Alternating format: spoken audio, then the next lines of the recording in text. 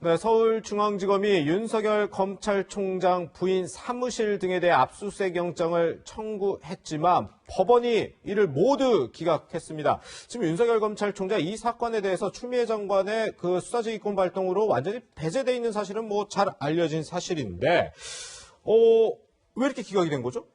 예. 지금 이제 아주 좀 특이하게 판사가 이제, 기각을 했는데, 기각할 때 되게 이제 하는 게 범죄 소명이 잘 안 된다. 뭐, 이렇게 되게 얘기를 하거든요. 정상적으로. 근데 이번 같은 경우는 뭐라고 했냐면, 이거 이미 제출해달라고 이렇게 얘기해. 자기 뜻에 따라서 제출하는 걸 이미 제출이라고 하거든요. 예. 제출해달라고 하면 제출할 수 있는 건데, 굳이 강제 압수수색을 먼저 하려고 하느냐. 예. 이런 얘기를 했어요. 그러니까 네. 지금 보면은 아마도 이런 얘기를 한 거 보면은 판사가 범죄 혐의 소명이 안 된다 이렇게 얘기하는 건 지금 검찰 수사 찬물을 끼얹는 거잖아요. 예. 그러니까 아마 그리고 또 그러니까 수사를 시작한 지 지금 이제 겨우 5일뿐이 안 됐거든요. 이거 예. 배당받은 것이 지난 5일입니다. 그러니까 네. 9일 날 압수수색 영장을 청구했습니다. 그러니까 5일 만에 바로 신청을 한 거예요. 예. 그러니까 그 짧은 기간 안에 어떤 범죄를 제대로 소명을 하지 못하고 왜 여기를 압수수색해야 되는지를 정확히 소명을 못하니까 네. 그런 측면에서 아마 판사가 그렇게 얘기를 한 것 같습니다. 네, 그렇군요. 검찰이 이번에 압수수색 영장을 청구한 이유, 바로 윤석열 총장이 검찰총장으로 지명된 이 시점에 윤 총장의 부인이 운영하는 기획 전시 회사에서 어떤 기획 전시하는 이 기획 전시에 대기업 협찬이 늘어난 것에 대해서 뭔가 암묵적 청탁이 아니냐라는 의혹 때문이었는데요. 이 관련 내용은 과거 국회에서 이런 발언으로 정리된 바가 있습니다. 직접 들어보시죠. 이것을 너무너무 자세하게 김정민 의원이 설명해주고 있습니다. 한번 보시죠. 배우자 관련 회사가 협찬을 받은 게 아니에요. 그 팩트 자체가. 협찬을 받은 회사는 언론사입니다.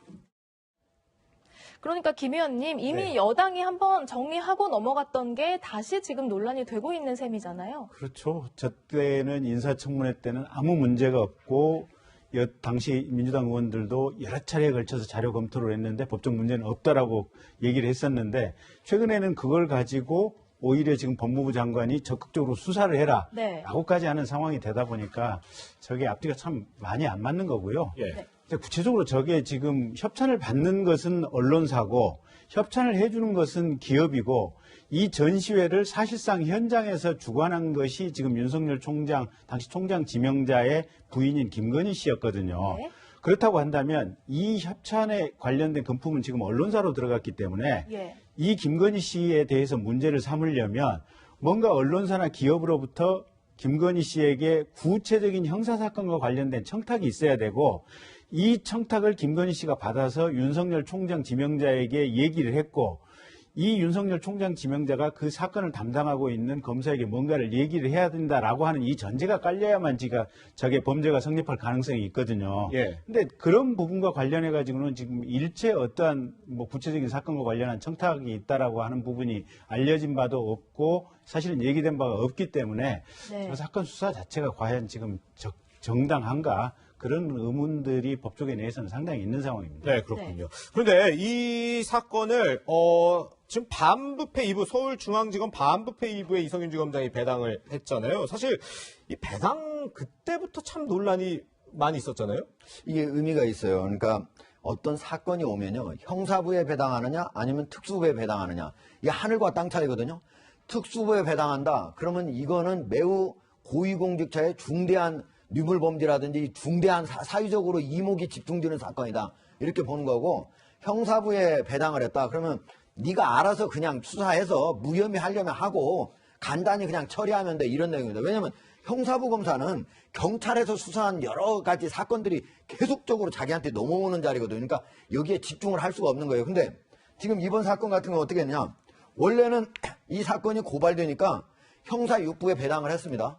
근데 갑자기 이번에 추미애 장관이 다시 그 수사 어떻게 돼가는 거야. 수사 왜 안 돼. 지금 고발한 지 2달이나 지났는데 왜 얘기가 없어. 그러니까 이거를 다시 이성윤 서울중앙지검장이 특수위부로 배당을 한 겁니다. 그래서 지금 현재는 특수위에 2가지가 있어요. 하나는 코바나 컨텐츠 전시기 이거 협찬 의혹이 하나가 있고 네. 또 하나는 도이치모터스라고 있는데 여기 주가 조작 의혹 2가지가 지금 들어있습니다. 이거를 지금 집중적으로 이성윤 검찰이 조사를 하겠다라고 생각을 하는 거예요.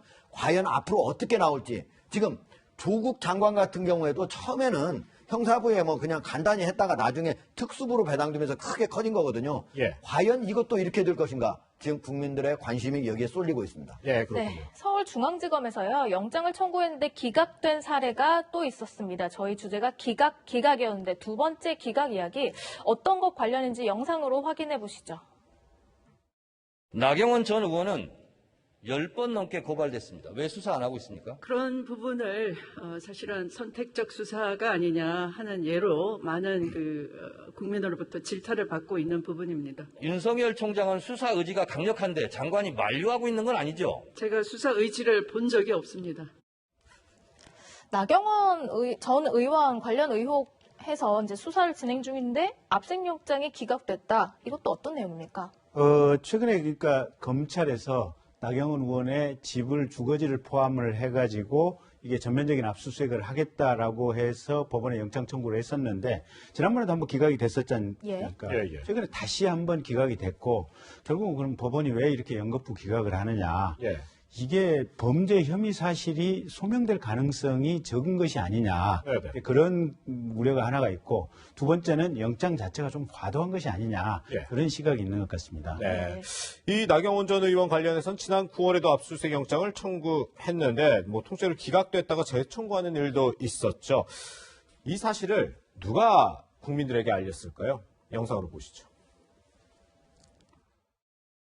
최근에 이제 일각에서 뭐 최근에 이 수사 속도를 조금 내고 있는 것 같아요. 서울대병원과 스페셜 올림픽 코리아 SOK에 대해서는 재청구해서 발부되었고요. 9월 29일 날 압수수색을 실시했다고 합니다. 성신여대에 대해서는 압수수색 영장 재청구 여부를 검토 중이라는 보고를 받았습니다. 네, 어쨌든 나경원 전 의원에 대한 주거지에 대한 압수수색 영장 기각이 됐는데 이 직후 나 전 의원 SNS 통해서 끝없는 정치 보복이자 야당 탄압이다 이렇게 얘기하면서 나를 소환하는 게 두렵냐? 치졸한 변명으로 일관하지 말고 정정당당하게 법대로 하시오. 저는 언제든 출두하겠습니다. 이런 입장을 밝히기도 했습니다.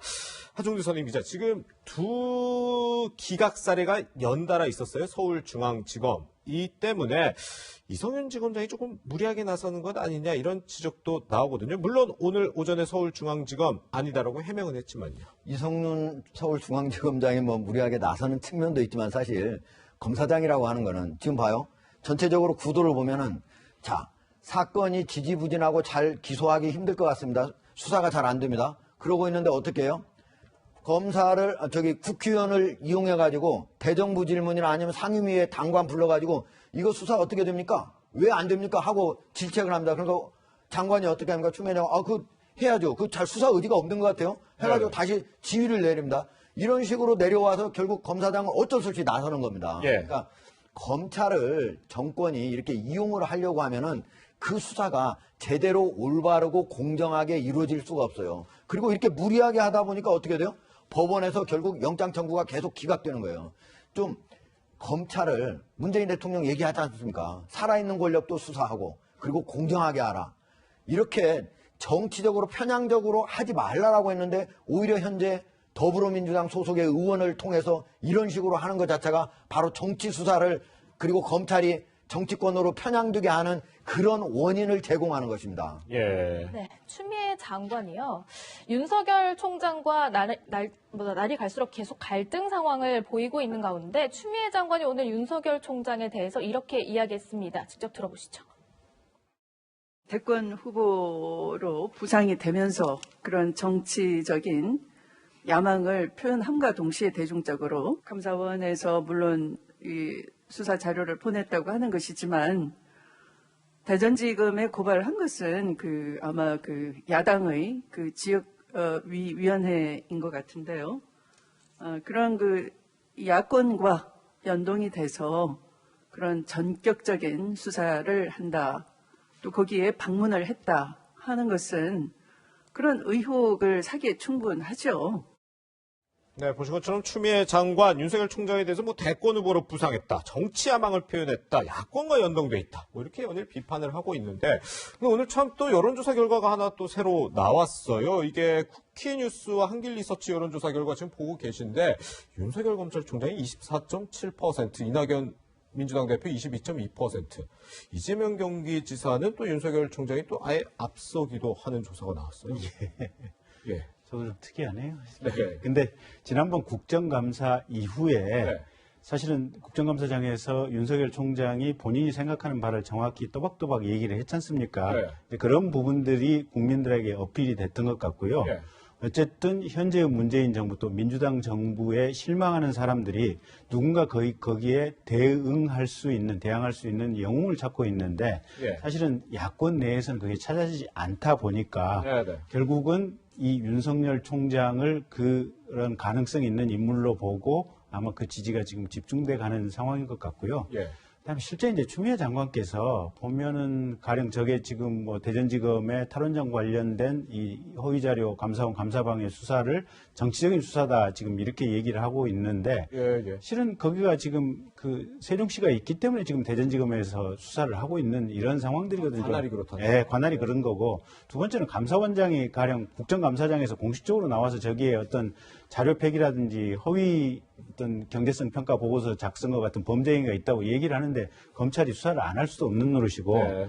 거기다 윤 총장에 대해서는 사실 지금 전에 황희석 변호사가 이게 법무부 감찰국장에 했던 그분이 지금 윤 총장 가족들을 고발하고 네. 이렇게 해가지고 지금 수사가 진행 중이잖아요, 보면. 그래서 누가 고발을 했느냐 이런 부분들은 전혀 상관이 없이 자신들이 고발을 한 사건들에, 자신들 편에서 고발을 한 사건들에 대해서는 총장이 지휘권 배제하고 엄중하게 수사를 하라고 밀어붙이고 있는 상황인데 수사 진척은 안 되고 오히려 법원에서 영장 기각을 당하고 네, 있는 네. 이런 상황들이다 보니까 국민들이 요새 바보가 아닌 이상 그 일거수일투족이라는 상황을 세부적으로 다 읽고 있거든요. 네. 그러면서 윤 총장이 맞으면서 이게 몸집이 커가는 거 아닌가 싶습니다. 그렇군요. 추미애 법무부 장관과 윤석열 검찰총장의 갈등 속에서 나온 윤석열 총장 관련 지지도 이야기까지 해봤습니다.